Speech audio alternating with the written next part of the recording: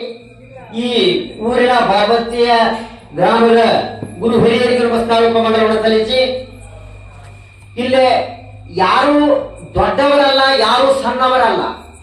ಯಾರಿಗೆ ದೇಹಾತ್ಮ ಬುದ್ಧಿ ಇರುತ್ತದೆಯೋ ಅವರು ಸಣ್ಣವರು.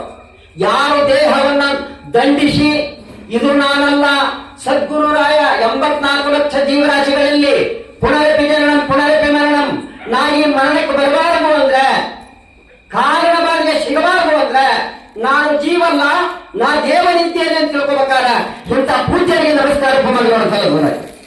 ಆ ನಮಸ್ಕಾರ ಉಪಮಗಳ ಸಲ್ಲಿಸಿದಾಗ ಏನಾಗತ್ತೆ ಅಂದ್ರೆ ಪಾಪನಾಶಕತೆ ಅಂದ್ರೆ ಮಲದೋಷ, ವಿಕ್ಷೇಪ ದೋಷ, ಆವರಣ ದೋಷಗತಿ. ಈ ದೋಷ ಕಲಿಯಾಕ ಮೊದಲನೇ ತಾಯಿಯಾಗಿ ಭಗವದ್ಗೀತೆಯನ್ನು ಕೂಡ ಹೇಳನ ಪರಮಾತ್ಮ.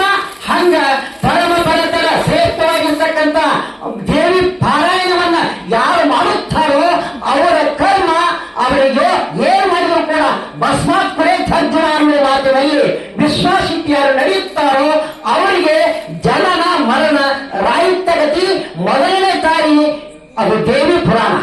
ಅಂದ್ರೆ ದೇವಿ ಪುರಾಣದಾಗ ಏನೆಲ್ಲ ಯೋಗ ಎಲ್ಲ ಆಗಿಬಿಡ್ತತಿ. ಅದನ್ನ ನಾವು ನೀವೆಲ್ಲರೂ ಅರ್ಥಪೂರ್ಣವಾಗಿ ತಿಳ್ಕೊಂಡ್ರೆ ನಮ್ಮ ಗುರುರೂಪೇಣ ಬೋಧಕಂ, ಯಾರು ಗುರುವಿನ ಮಾತನ್ನು ಆಲಿಸಾರ ಶ್ರೀ ಗುರು ವಚನೋಪದೇಶ ಆಲಿಸಿದಾಗ ನಾವೆಲ್ಲರಿಗೆ ಮುಗುತ್ತೆ ಕೂಡಲೇ ಆಗತ್ತ ಅಂತ ಹೇಳ್ಯಾರ.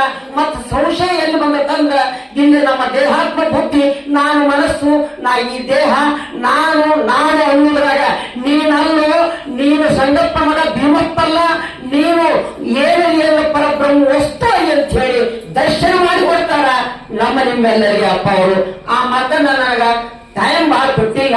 ಆ ಇರ್ಲಿ, ಈಗ ವಿಚಾರ ಏನು ಅಮೃತಪ್ಪ, ಆ ವಿಚಾರ ಏನ ಕೊತ್ತೋ ಬಂದ ವಿಚಾರ ಏನು ನಿವರ್ತತೆ ಅಂತ ಹೇಳಿ ಯಾವ ತತ್ವೋಪದೇಶವನ್ನು ತಿಳಿದು ತತ್ವ ನಮ್ಮ ಅರ್ಥಕೊಂಡು ಯಾವ ಇರ್ತಾನ ಅವ್ರಿಗೆ ಈ ದೇಹ ಎದುರಿಟ್ಟು ಮಣಿ ನೋಡಿದಾಗ ನೋಡ್ತಾನ.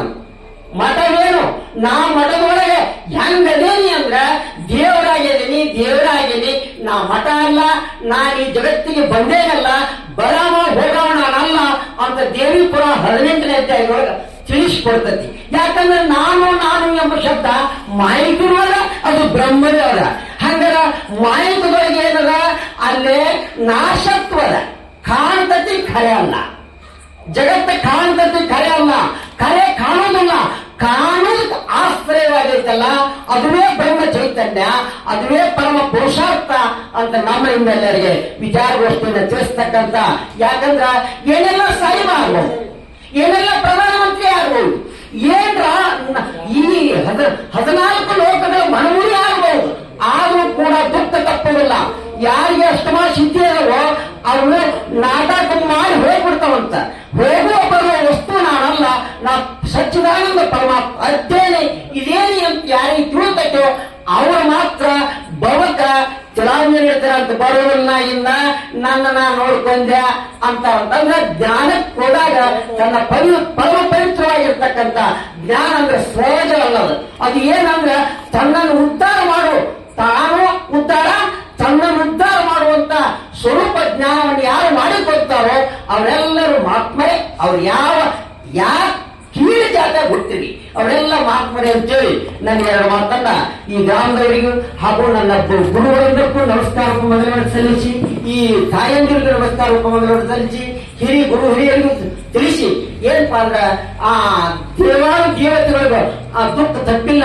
ಪಾರ್ವತಿ ಪರಮೇಶ್ವರನ್ ತಲೆ ಮೇಲಿದ್ರು ಕೂಡ, ಮತ್ತೆ ಇಲ್ಲಿ ಗಣಪ ಅವರು ತಲೆ ಮೇಲಿದ್ರು ಕೂಡ ಅವರಿಗೂ ಗಣಪತಿ ಆಗಿ ಹೋದ್ರ. ಮತ್ತ ಸೂರ್ಯ ಚಂದ್ರ ನಾರಾಯಣ ಸಹಿತ ಒಂದು ಪರಿವೇಗದರ ಅವ್ರಿಗೂ ದುಃಖ ತಪ್ಪಿಲ್ಲ. ಮತ್ತೆ ತಪ್ಪಿಸ್ಕೊಳ್ಬೇಕಾದ್ರೆ ಈ ಭೂಲೋಕಕ್ಕ ಮಾನವನಾಗಿ ಹುಟ್ಟಿ ಬಂದು ಮಹಾದೇವನಾಗಕ್ ಬರ್ತಂತ ಪ್ರಮಾಣ ಕೊಟ್ಟಾರ.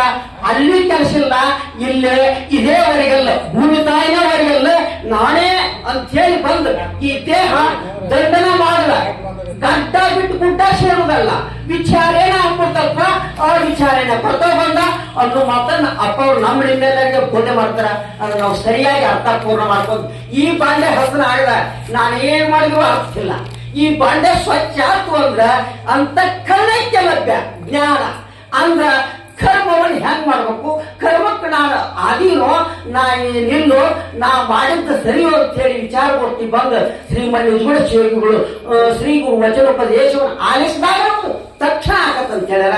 ಅದಕ್ಕೆ ನಮ್ಮ ನೀವೆಲ್ಲರಿಗೆ ಆ ಅದ್ಭುತ ಶಕ್ತಿಯನ್ನ ಪೂರ್ಣಾನಂದಪ್ಪ ಅವರ ಮತ್ತು ಶ್ರದ್ಧಾನಂದಪ್ಪ ಅವರ ಜೈ ಮಂಗಲಂ ಜೈ ನಮ ಪಾರ್ವತಿ ಪತಿ